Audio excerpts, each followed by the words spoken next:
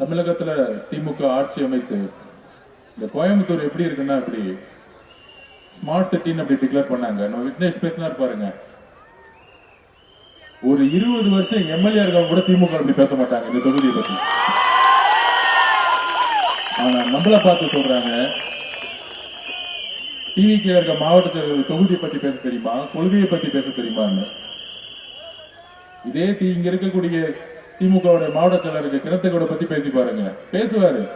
அந்த ரோடு கான்ட்ராக்ட்ல 3%, அந்த டாஸ்மாக் கடை 4 கடை எண்டு, அந்த பார் 5 எண்டு, கட்டிங் எம்டி செந்தில் பாலாஜிக்கு 10 ரூபாய் அனுப்பணும். 10 ரூபாய் அனுப்பலன்னா மாவட்ட செயலர் போஸ்ட் புடிங்கிடுவாங்க. அந்த 10 ரூபாய் நேரம் மாப்பிள்ளைக்கும் மருமகனுக்கும் போடும். இதுதான் திமுகவுடைய அரசியல். இன்னைக்கு அவ்வளவுதான் தெரியும். கட்டிங்க செட்டிங்க, திருப்பியும் எலெக்ஷன் ஓட்டு வாங்குறது, இவ்வளவுதான் திமுகவோட அரசியல். எப்பேற்பட்ட கட்சி அண்ணா உருவாக்கிய கட்சி, தன்னுடைய ரத்தத்தை சிந்தி எத்தனை தலைவர்களை இதை உருவாக்கினாங்க திமுகவை. ஒன்றிய அரசுக்கு எதிராக இருமொழி கொள்கைன்னு வரும் பொழுது அண்ணா எந்திரிச்சு நின்னாரு. தமிழகம் முழுவதும் இளைஞர்கள் ஒன்று நின்னாங்க. இந்திய எதிர்ப்பு போராட்டத்தை உருவாக்கினாரு. 67 ஆட்சி உருவாக்கினாரு. இந்த தீய சக்திக்கு எதிராக எம்ஜிஆர் உருவாக்கினாரு 77. எத்தனை போராட்டம் திமுக, எவ்வளவு அழகான ஒரு கட்சி. கலைஞர் கருணாநிதி அவர்களுக்கு அப்புறம் இன்னைக்கு எப்படி ஆயிருச்சு. 21 எல்லாரும் நினைச்சோம், ஐயோ அப்ப இருந்த அதிமுக ஆட்சி ஊழலா இருக்கே, அம்மையார் அம்மா ஜெயலலிதாவுக்கு அப்புறம் சரியான நிர்வாகம் இல்லையே, ஊழல் ஆட்சியா இருக்கே, அடிமைகளின் கூடாரமா மாறிடுச்சு அப்படின்லாம் இருந்த சமயத்துல 21 திமுக வந்தா நல்லா இருக்குமே அப்படின்னு தமிழகம் முழுவதும் நினைச்சாங்க. ஆனா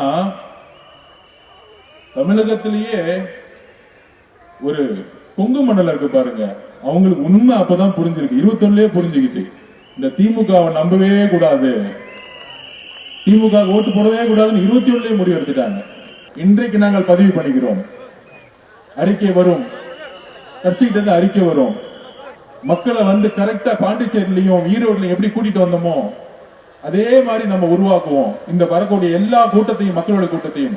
ஆனால் காவல்துறையும் முதலமைச்சர் தான் பொறுப்பு. இந்த ஒவ்வொரு கூட்டத்துக்கான பாதுகாப்பு கரூரை போல இன்னொரு சூழ்ச்சியை நீ உருவாக்கிற கூடாது, அது மக்களுக்கு தெரியும். அப்ப அடுத்த சந்திப்பு நம்ம ரெடி ஆயிட்டோம். அப்ப இன்னைக்கு தமிழக வெற்றி கழகம் ஜெயிக்குமா? இவ்வளவு பெரிய கூட்டணியை வந்து எப்படி இவங்க ஃபேஸ் பண்ண போறாங்க? இந்த கூட்டணி எப்படி தெரியுமா இருக்கு? 21க்கு அப்புறம் இவங்க கூட்டணி 12 கட்சி இருக்கும், ஆனா பொருந்தாத கூட்டணி. முன்னாடி பொருந்துச்சா கூட்டணி? அது ஒரு எக்ஸாம்பிள் சொல்லிடுறேன். காங்கிரஸ் எப்ப பார்த்தாலும் நம்ம கிட்ட பேசிக்கிட்டே இருப்பாங்க, காங்கிரஸ் எப்படி திமுக அப்படின்னு. ஏன் இந்த கூட்டணி ஜெயிக்காதுன்னு நான் சொல்லவா? இந்த கூட்டணி தொடர்ந்தாலும் ஏன் ஜெயிக்கா தெரியுமா? தொண்டர்கள் இந்த கூட்டணி இருந்து வெளியே வந்துட்டாங்க. ஒரு 10 தலைவர்கள் மட்டும் சுத்திக்கிட்டே இருக்காங்க ஸ்டாலின். அவ்வளவுதான் வித்தியாசம். நீங்கள் தாக்கிட்டே இருங்க, நாங்க தாங்கி வலுவை ஏற்படுத்திக்கிறோம். நீங்க வலுவை இழந்துருவீங்க ஒரு நாள். நீங்க என்ன பண்ண முடியும்? மேக்சிமம் எங்க தலைவர் அசிங்கமா பேசுவீங்க, உங்களுடைய வாழ்க்கை அசிங்கமா பேசுவீங்க. ஆனா தமிழக பெண்கள் ஒட்டுமொத்தமா 100க்கு 100% முதல் முறையா வந்து பூத்துல வந்து ஓட்டு போடுவாங்க அண்ணனுக்காக. அன்னைக்கு தெரியும் உங்களுக்கு தமிழ்நாட்டுடைய வரலாறு மாறும் பொழுது. இனிமேட்டு இவங்க பதில் கொடுக்க வேணாம். நான் லாஸ்டமே சொன்னேன், அதிமுக பதில் கொடுக்காதீங்க. அதாவது நம்ம லாங்குவேஜ் சொல்லுவோம், ஒரு பெரிய பிளாக் பஸ்டர் மூவி பார்த்திருப்பீங்க. அதே மாதிரி விஜய் டிவில லொல்லு சபான்னு ஒண்ணு கிரியேட் பண்ணிருப்பாங்க, பார்த்திருக்கீங்களா? அதே மாதிரிதான் தலைவரை பார்த்து இங்க ஒரு லொல்லு சபாவை இளைஞரணி கூட நடத்திக்கிட்டு இருக்காங்க.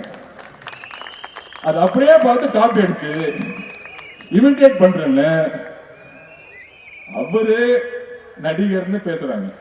அவரு நடிப்பு தொழில விட்டு மக்களுக்காக ஓடி வந்துட்டாரு. இவங்க அவரை மாதிரி நடிச்சுக்கிட்டு இருக்காங்க. அதுதான் எனக்கு புரியல. ஆனா அவரை மாதிரி நடிக்க முடியுதுன்னு பார்த்தா முடியல. நம்ம விக்னேஷ் அவர்கள் சொன்னாரு, குப்பை பிரச்சனை இருக்கு, இந்த பிரச்சனை இருக்குன்னு. கவலைப்படாதீங்க, அண்ணன் முதலமைச்சர் ஆன உடனே இதே கிணத்து கடத்துக்கு வருவாரு, எல்லா பிரச்சனையும் சரி செய்வாரு. ஒட்டுமொத்த கோயம்புத்தூர் மக்களுக்கான உண்மையான ஸ்மார்ட் சிட்டியை அவர் உருவாக்குவாரு.